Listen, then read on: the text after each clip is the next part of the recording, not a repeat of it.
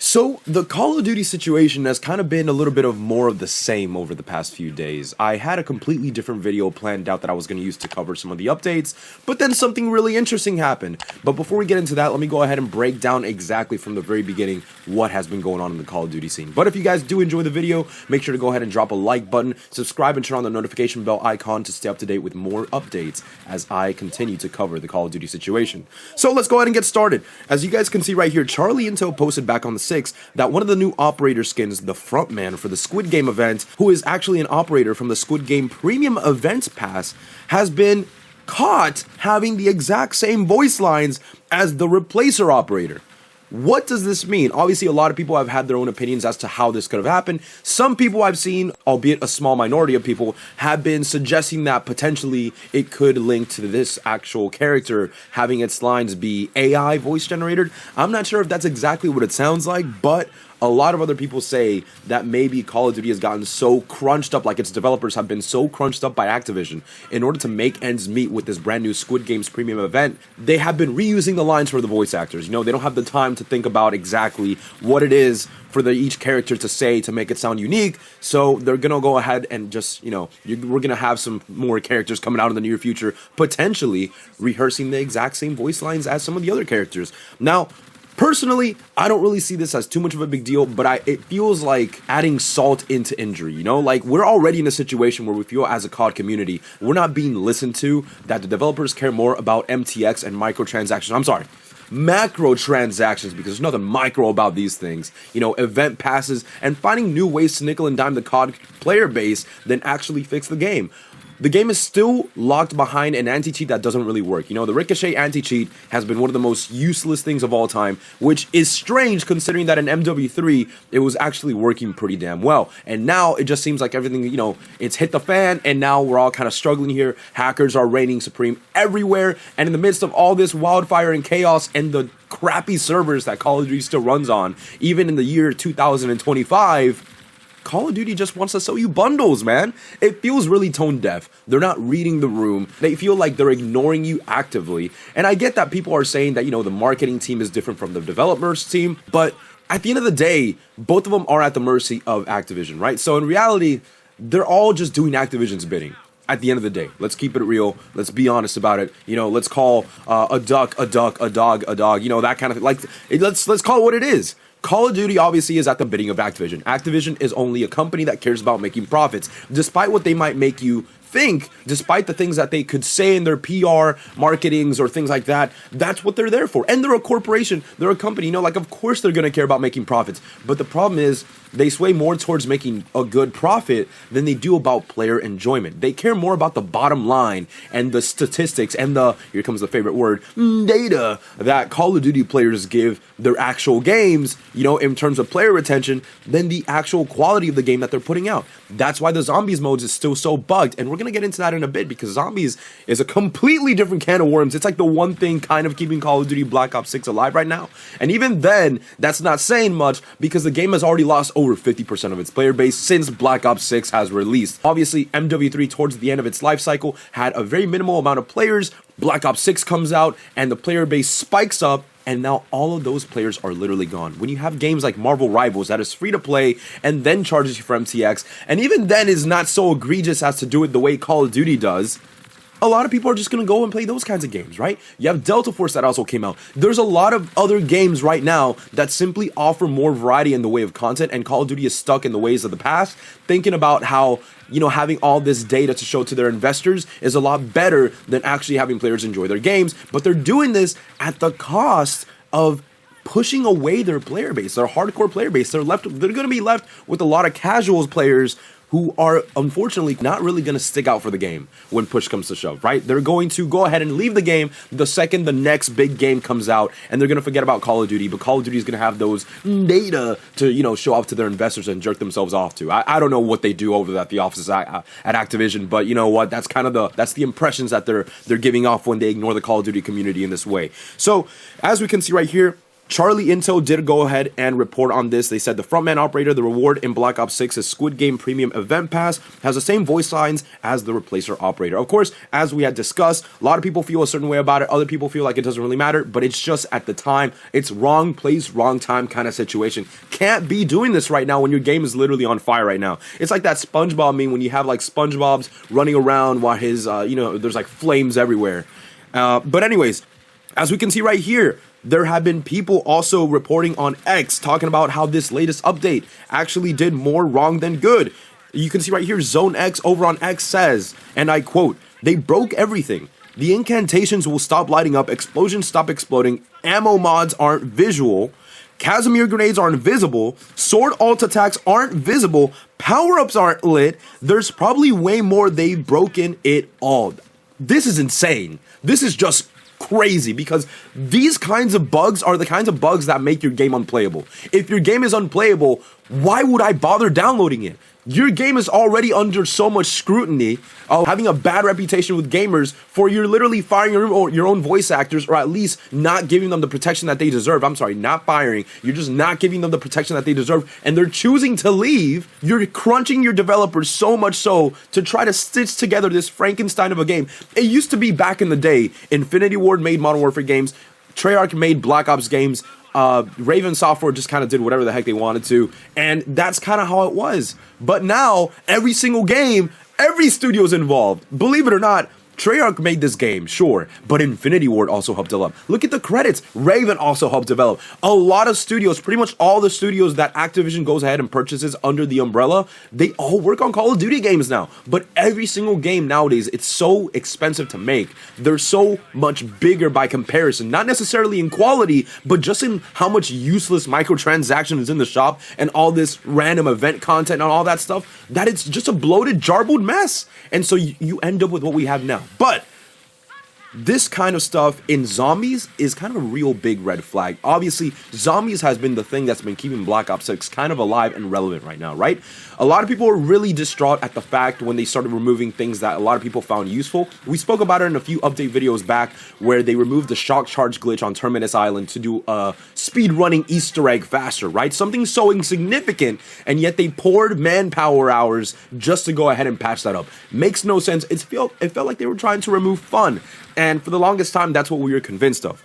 For the longest time, up until yesterday. So if you guys go ahead and check out what Treyarch posted onto their Twitter, they said, and I quote, "Hey everyone, we've got a handful of zombies updates live today. TLDR, we are reverting changes from January 3rd that nerfed fun, giving Shadow Rift 4 new buffs, fixing some annoying leftover bugs, updating Dead Light, Green Light in weeks 2 and 3. And then they dropped a blog post with details down below." Guys, that first one right there, it felt like, and I saw Mr. Raffle Waffles bring this up as well, when you already hit the bottom and the bar is so low that the game that you pay at least a premium fee to go ahead and purchase is telling you, hey, I'm sorry we removed the fun, we're bringing it back now. And you're just like, what am I doing, bro? I bought a game for so much money and you guys removed the fun. Why am I playing this game? But they're bringing it back. So at least this shows in a weird, because I'm not going to be a pessimist about it, right? I cover the news. That doesn't mean I love to see everything burn up in flames. Call of Duty has done something right by this, or at least Treyarch has. Who actually pushed for this situation to go ahead and develop? I don't know. But I can't help but feel that this is just a band-aid on an open wound kind of situation. Call of Duty is suffering from a lot bigger issues than just the zombies issues, right? There are still rampant hackers running around the entire game. I've run into quite a few of them on my own. I don't even play Black Ops 6 anymore, and honestly, when I only play Call of Duty, it's mainly just for these kinds of videos now, because Call of Duty is rampant with hackers right now. Black Ops 6, if you try to go ahead and play ranked play, the highest tier in ranked play is just covered in hackers. You're not going to run into a lobby that doesn't have aimbotters. The Ricochet anti-cheat is still wrecked up to scraps, right? And and rumors state that they might patch it up by Season 2, maybe Season 3. That's a while from now. We're in January 2025. This game has been out since October, guys. We have already wrapped up pretty much Season 1, right? We're already at the tail end of it. and we are still in an unplayable state of a game. A lot of people can't really enjoy the game to the fullest extent without jumping into lobbies and ranked play where the games or the people who are hacking the games have the power to just crash the entire server or go ahead and just make themselves, the god mode kind of hacks and things like that. It's literally unplayable. These are the kinds of things that push people away, and Call of Duty cannot afford to go ahead and lose more players. So this whole situation, while it is a good start, and I am going to call it for what it is, this is a good start. I hope that they go ahead and address the community more. Raffle Waffle said it best. We need communication from Treyarch to the fans. But I can't help but feel that Treyarch is not allowed to communicate everything that they want to because there's just so much tension between probably the Activision higher-ups and what Treyarch developers want to do. Call of Duty developers probably have to be some of the most stressed out people on the planet, especially their community manager, right? Because they're dealing with the fury of the fans, and they probably have so many things they want to get off their chest and just explain to us that if we finally just sat down and heard them talk about it, we would understand and we would be more compassionate towards it. But because they have a giant looming corporation that doesn't understand anything if it's not in dollar signs, they don't care. They don't care. Activision does not care about letting the fans know what they want. For Activision, we're all just kind of numbers to them, right? That's why they flaunt their bottom line so much, because they want to flaunt their numbers, their data, just to get more numbers from more investors and shareholders. This is all just a cycle, and that's what the Call of Duty cycle is. But this year, it's really been kind of peaking at a point of instability. Ever since Call of Duty switched over to the Call of Duty HQ, ever since they started doing this whole integration mess, ever since the existence of Warzone, unfortunately, I have to bring it up as how it is, Call of Duty has been just a mess moving forward. Updates have been more glitchy, the game has felt stitched together, it just doesn't feel cohesive as the older games used to. Granted, the older games ran on a more antiquated model of DLC with the Season Pass, and nowadays we have the Battle Pass, but it's just not the same, right? Even when you look at a game like Black Ops 4, which despite the fact that I believe it also still ran on a Season Pass model, still actually came out with the Battle Pass. It just had its own version of the Battle Pass, and I believe even then, the Battle Pass that BO4 had was free, if I'm not mistaken. Maybe I am mistaken, I'm not 100% sure, but I know that they did have a Battle Pass, and even then, I felt like in Black Ops 4, they did events and battle passes, and even loot boxes, as contradictory as that is to say in 2025, they did it so much better than Call of Duty currently does, because that was a guinea pig to what Activision truly wanted to do, which was just fill the game up with, 20% game, 80% microtransactions, and that's the situation that we're in right now. So hopefully, as a step moving forward, if we keep speaking with our wallets, which clearly the fan base has, look at the player base playing right now. Call of Duty can't flaunt its data when the player base is leaving. People are not playing the game. So if we keep speaking with our wallets, Call of Duty / Activision will eventually get so pressed against the wall, hopefully, that they go ahead and just give the people what they want. A quality game. Try to stop BSing your player base and scramming them over just for all this retention that is artificially and clearly not working. We saw the numbers from the court case that came out. Activision has been spending more money on these games, making less money from sales, and yet they want to talk about how skill-based matchmaking is perfect for player retention? That is just a pure white lie. That is just a blatant lie. And honestly, at this point, the fan base is not even believing it. Who are they trying to fool? People are not stupid or gullible like that anymore. At least most of the fandom isn't, right? It's gotten to a situation where, again, if they don't give the players what they want, if they don't remove skill-based matchmaking, if they don't patch the hacks, if they don't obviously make the game more in line to actually feeling like a game instead of feeling like you're buying, it's kind of like going to Disney. And obviously, no shots, I'm not trying to shoot shots at Disney over here, but it's kind of like going to Disney, right? You pay all this money to go to somewhere like Epcot, and then you walk in only to feel like the only attraction at the place that you paid all this money to go into is just going into more malls and buy more things. It's like you're paying money to go inside of a store. Why should I pay money to access the store without actually buying anything from the store? That's what Call of Duty feels like right now. It's like you're paying for half the experience, and then the other half of the experience, because let's be honest, I call it the experience because that's what Call of Duty is nowadays. It's not so much about new game modes and content and all that stuff, because that crap is bugged to hell and back. Hackers are ruining the game, so what they are putting their effort into is the shop. That is the experience. And even though I don't interact with it, a lot of people do. At least in Black Ops 6, I haven't interacted with it, right? But a lot of people do. And That's just unfortunately what it is right now, but people are speaking with their wallets, and all I can say is, if we keep this up, and Treyarch actually goes ahead and continues to communicate like they have so far, which is really good news, then hopefully Call of Duty can turn a new leaf, and hopefully this could be a sign for better things to come.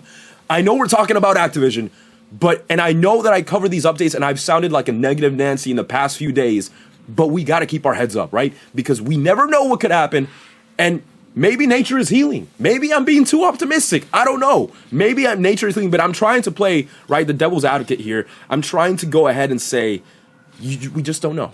Let's see what happens. But let's keep continuing to speak with our wallets because clearly it's doing something. So if you guys enjoyed the video, please don't forget to go ahead and drop a like button if you guys did enjoy the video. Subscribe, turn on the notification bell icon. Again, if you guys want to see and stay up to date with more upcoming videos. If you guys didn't like it, feel free to drop a dislike and let me know why. I do take feedback very seriously, and I read all the comments as well. All right, everyone, I hope you guys take care, and I'll see you guys all on the next video. Peace out.